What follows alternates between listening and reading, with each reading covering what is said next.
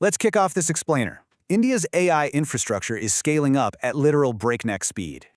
By 2032, we're looking at a staggering $131 billion domestic AI market.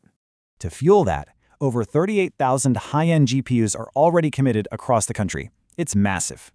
All that compute power means our total data center capacity has to hit 5,000 megawatts by 2030.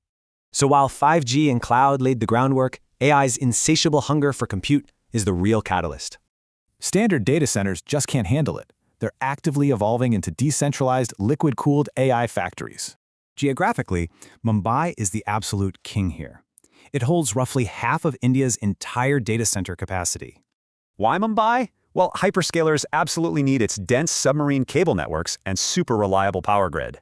Plus, the economics are phenomenal. A single NVIDIA H200 server operates like a high-yield cash machine. So the payback period is incredible. These units practically pay for themselves in under 3 years. This is sparking giant strategic bets. Just look at Blackstone's recent $10 billion acquisition of AirTrunk. That predictable revenue and crazy demand? That's exactly why real estate investment trusts are flocking here. Thanks to long-term leases, these hyperscale platforms are easily commanding premium valuations of 20 to 30 times earnings. So, as capacity triples by 2030, who's actually going to dominate India's next digital frontier?